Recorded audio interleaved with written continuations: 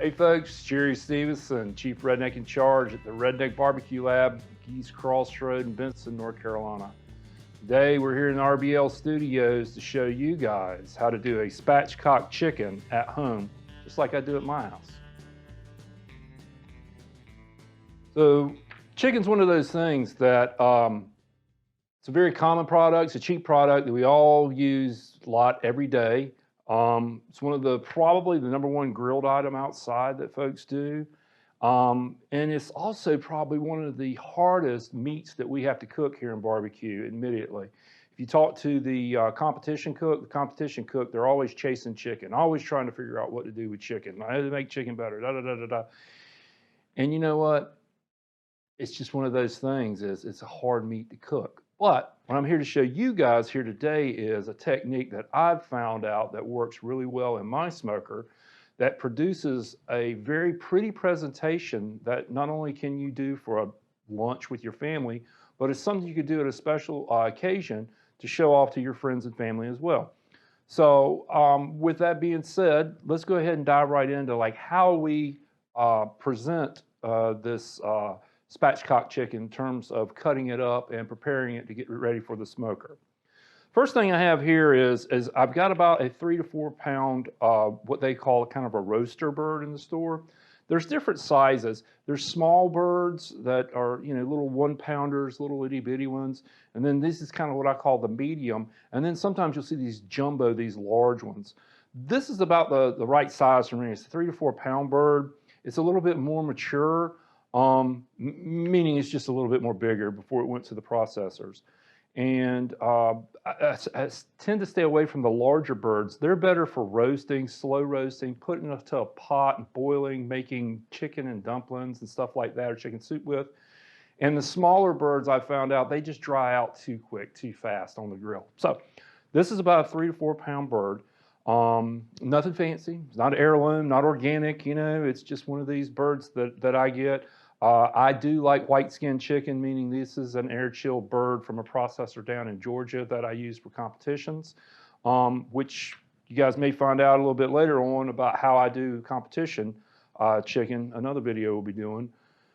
But this bird, not anything special. You can source it at your local market and go ahead and do just what I'm about to do right in your house. So the first thing we want to do is kind of orientate ourselves to the chicken. There's a front and there's a back. The front being where the breast is, the breast lobes, and the back being where the backbone is, and this is kind of how the chicken is. And like I said, this is a whole chicken. We have the neck and we have the flapper. First thing you just want to do is orient yourself with which is which on the chicken. The last thing you want to do is remove the breast, like how I'm just getting ready to remove the backbone. Easiest way to orient yourself with this, and this is kind of the pro tip of the day, is drumstick up, that's the part, that's the belly. Think about how the bird is. It sounds really like, oh boy, that sounds like, you know, it's super simple. But believe it or not, sometimes when you look at this bird from both sides, it's hard to tell. So first thing we'll do is we're going to turn this chicken around. Doesn't really matter which way you point it. You know, try not to offend you with the bum being that way. But one of the easiest ways to figure out which way to go with the backbone is that I hold on to the neck, and basically what we're going to end up doing is removing this part right here is the backbone on both sides. So we're going to make 2 cuts down it. The easiest thing to do, tool to use to do this with is a pair of sharp scissors. You can use poultry scissors or a pair of regular scissors. These are multi-use regular scissors that really sharp. Don't use your significant others, especially if you know they use them for projects. But we're going to go ahead and start to remove this backbone. You can see right here is the wing, and there's a knuckle on the wing where the hinge is at. We're going to kind of make a straight line right here by the wing, continue through. This is the thigh area right here with the leg underneath. And we're going to continue this line right here and just go forward, just like this. Don't worry about it's one of those things that you just want to kind of get through this, because we're going to go clean this bird up later. I'll show you. And basically we just kind of do just like this. Now we're going to repeat this on the other side. I'm right-handed, so I need to spin this bird around. kind of hard to do it across. Same thing here is we're going to go on the other side of the flapper and do just what we did on the other side. Work our way down this bird.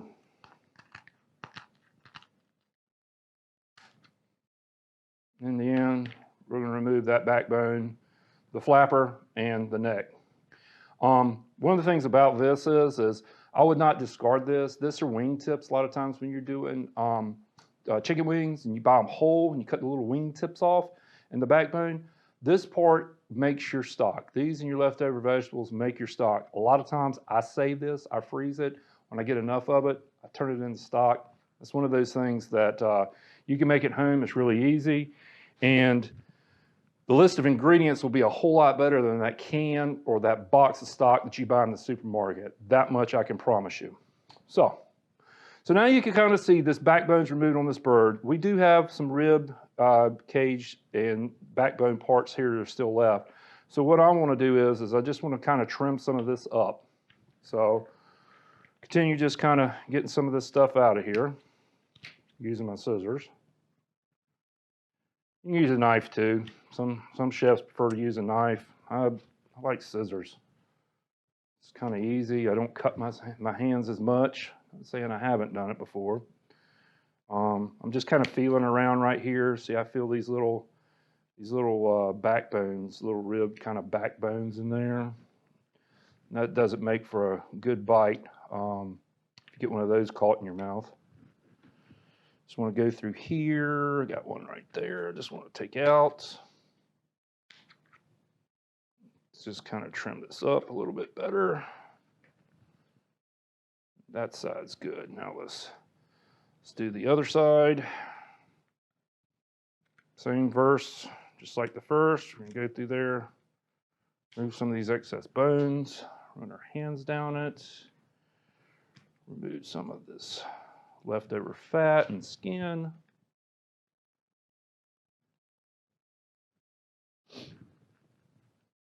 And got a little bit left right there.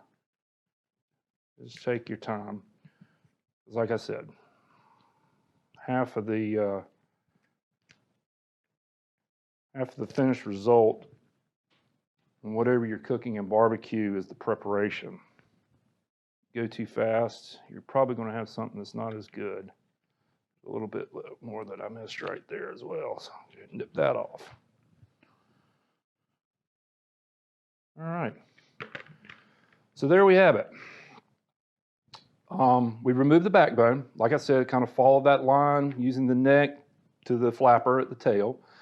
Turned it around, did the same down this path right here, opened it back up, used my hands. There's still some bones in here that I'm not really worried about. It's attached to the breast itself, and kind of removed some of the fat tissue and stuff just kind of hanging out right there. So next thing I want to do is I want to go ahead and turn this bird over. Same thing, kind of just make sure I got everything kind of trimmed up. You know, it's all natural when you find a feather on it. It's quite all right, folks. Feathers are on birds. These are real things.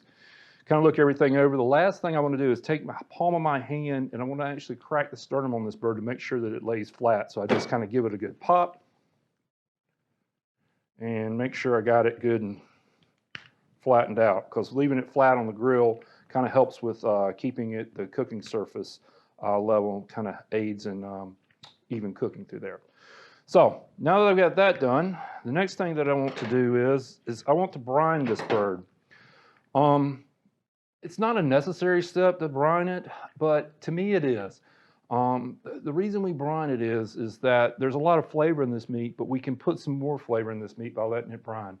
Chicken is one of the meats that's really easy, takes brine. It absorbs a lot of flavor, and it helps with the cooking, helps retain moisture as well as putting the flavor. So there is added benefit to this step. You can do this quickly, or you can do it overnight, like the process I'm getting ready to show you how that I do it. So first thing we want to do to brine the bird is we need a brine solution. The solution that I use is a friend of mine, Oak Ridge Barbecue, Mike Trump product, something I've used on the competition trail for years. with my competition chicken. And his brine is called Game Changer. You guys can find it online here, oakridgebarbecue.com, along with a lot of his other products. Really good stuff, a lot of natural products. And one of the highlights, one of the ones that I like to go to a lot, is this Game Changer. It's got a lot of blend of spices, got some sugar and some salt. But one of the things I've found out is that the product is really reliable in terms of each time that I've used it in competition. It doesn't vary. It's not too salty, not too sweet. It's always like right on point. So I treat what I cook at home just like I do at the competition. And this is one of the products that I use. So right here I've got a cup of this Game Changer, and I am going to put my chicken into 1 gallon of water. So I have 1 cup of the Game Changer brine, and I'm going to go ahead and immerse this chicken into 1 gallon of water. Now, if you follow the ratios on the back of the bag, there's the recommendation is there's a quick way to do this, and then there's a slower way to do this. The quick way being a full solution, and a full solution would be 1 cup to a half a gallon. Now, if you were in a hurry and needed to do it, it's still one of those steps. I would do the 1 cup to a half a gallon, but I probably wouldn't let this bird sit for more than 3 hours in that full solution. Whereas when I do kind of a half solution overnight, is I will put that 1 cup to a gallon, and I'll leave this bird actually overnight in a refrigerator by itself. Next day, it's ready to go. Once I take it out, dry it off, and she's ready to go. So go ahead, let's put that 1 cup of brine in there. These bags, this is actually a turkey bag, is what I like to use. It's a roasting bag. You can find them in supermarkets online. I use them for a lot of different things. One of the things that I use it for, though, is for brining my chicken and Canadian bacon and products like that. And also, I always put this into a big kind of container just in case my bag is punctured, and it can happen. And for this step right here, you guys notice I just dumped it in there. The particulate in this is very fine, so it does disperse very easily and dissolve. But one of the things I like to do is I just like to kind of pick it up, give it a good shake. Do this with my turkeys too. Just kind of give it a shake. And then this is ready to go off into the refrigerator to let sit overnight. Or if you guys decide to do the method I talked about with the full strength, say you buy a bird for lunch and you want to eat it for dinner, it's one of the things you can go ahead and do with a full strength recipe and speed the process up a little bit. But this being television, and we're kind of prepared, this is cooking real. This is a bird that I have brined overnight with that 50% solution. I've dried it off. I put it on a rack. You can still see, even though I dried it off, it kind of leaches out a little bit. This is my preferred method on how to cook stuff a lot of times. And there's 2 reasons is I like to have a rack and a pan to put in my smoker to keep my smoker clean. I don't have to clean it that much. You know, it's just, I'll have a buildup in there of soot and stuff, and I can get that off real easy. But when you start getting this protein and stuff falling through, it gets kind of messy, and I like to just have something to catch it. The other benefit is by catching the juices, the natural juices coming out of this bird, that you guys can make a sauce or a gravy from it. So there's a tip right there, and 2 of the reasons why that I do this. So what I do is I use our chicken and rib rub, same one we used the Jack Daniel's 2019 World Invitational, where we won chicken with this product. And this is our go-to with poultry and turkey and some of the cuts of pork like ribs and pork loin. But today we're going to use this on this chicken. So first thing I do is I give this chicken a good coat on the bottom. And a lot of people go, well, why are you cutting it on the bottom? It's just going to fall off. Not necessarily. The way that we do this, the heat hits this, and this rub will set pretty fast on the bottom. the heat will actually come up from the bottom of this pan and actually start it to cook from the bottom and from the top at the same time, which is very important with chicken, because chicken, it's made of a lot of dissimilar products, which you may not realize is that the breast meat that's right here, the breast meat tends to dry out at temperatures like above 165 degrees, whereas the thigh meat and the leg meat really don't get to my preference until about 185 degrees. So that's one of the reasons it's really cool about this method is our larger chunks of our breast will cook slower than this. The way I'm getting ready to show you how I do it, kind of splay this out and push it down, tuck the wingtips in, and this allows this to cook just as fast as this. So that's the reason this technique is so popular. It's one of the reasons why this technique is a really trusted way to be able to cook a bird evenly and consistently from time to time. So I'll just give this a pretty good dose of our chicken and rib rub.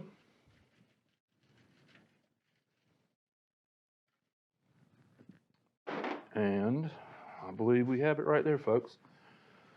So the only thing I like to do with chicken is a lot of times with beef and pork, I like to let it sit for about an hour. Chicken's one of these products I really don't let sit out because chicken can spoil rather easily. Bacteria attract to chicken really quick. So this is the one time you'll see me pretty much either do this right here and put it into a refrigerator to do later, or go ahead and put it on the grill. But for right now, I am going to put this into my refrigerator for about 30 minutes just to kind of let the salts kind of do their work with the meat and kind of get things started in there. After about 30 minutes, we'll go ahead and throw this into a grill. Cooking time is going to vary. It could vary anywhere between an hour to 2 hours. It's meat. There's no set recipe in terms of how quick this stuff cooks on a smoker. So we're going to go ahead and throw this into a refrigerator. 30 minutes. 30 minutes time, we're going to put it into a hot smoker at 275 degrees, cook it over some royal oak hickory charcoal along with a little bit of cherry wood. All right, so it's time to go and throw this baby on the smoker. She's been in the refrigerator for about 30 minutes now. We've got some jalapenos in there that we're smoking right now for a little project we'll be doing later. You guys may end up seeing on the YouTube channel later on. One of the pro tips, whenever you're smoking, you might as well just go ahead and smoke multiple things. And today we're going to smoke some jalapenos for something, like I said, later on you guys may see. So let's get this on here. It'll probably be about an hour to about 2 hours. We'll check it in an hour though to see what temperature we're at.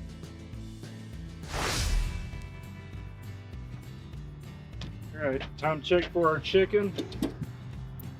Man, that smells good. Very first thing I smelled when I came out here. Chicken. She looks absolutely positively gorgeous. See a lot of the juices we've caught in here in the pan juice. Let's see what we've got.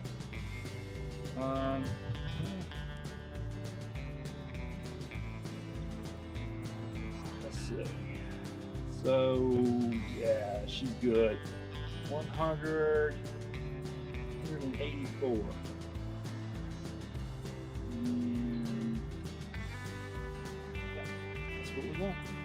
She's done. Now, hard part again, I always talk about. The hardest part in barbecue is that we need to let this rest, just like we do our briskets, just like we do our beef ribs. This needs to rest, let the juices distribute inside of it, and let it get happy. So go ahead and pull this off. We're going to lightly coil it and take it inside, let it sit for probably about 30 minutes. And then after about 30 minutes, we're going to eat.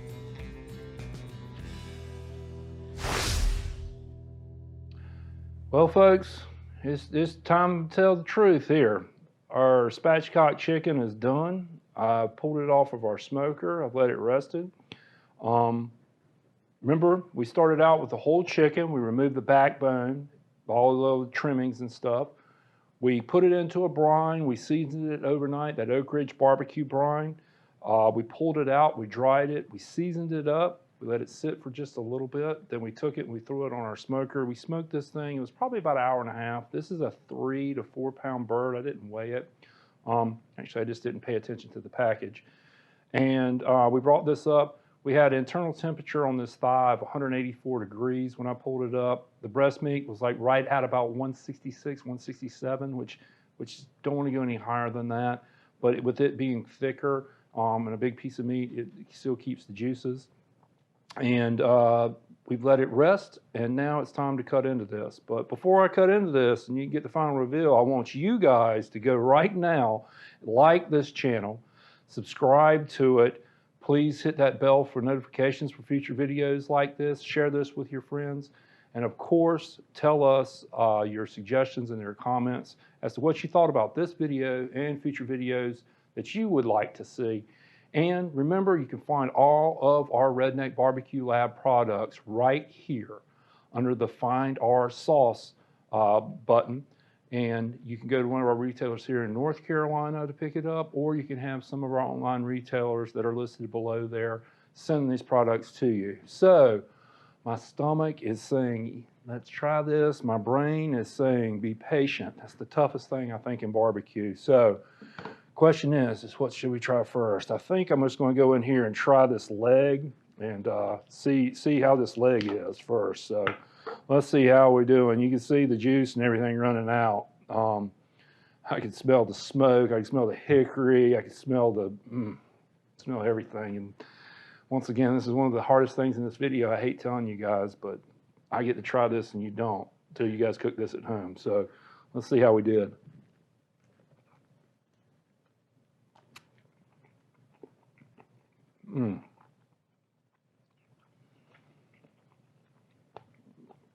Really well seasoned. You can taste the brine in this meat. It's really juicy. It's really moist. You can see the smoke. There's a little pink tinge to this meat. That's from the bottom of the smoker coming up here and getting inside this meat, developing the flavor. The moisture's there. That brine flavor's there. That rub flavor's there. It's just what I like to have in a bite of a chicken. So, like I said, folks, my name is Jerry Stevenson, Chief Redneck in Charge here at the Redneck BBQ Lab in Benson, North Carolina, along with my friend Mike Baker with Event Webcasting here at the RBL Studios, and we're doing these videos for you guys. Go to that YouTube channel, subscribe, like it, let us know what you think, what you'd like to see in the future. And until next time, you guys always be kind, smile. Everybody needs that. We need that positive energy. Love you guys. See you later.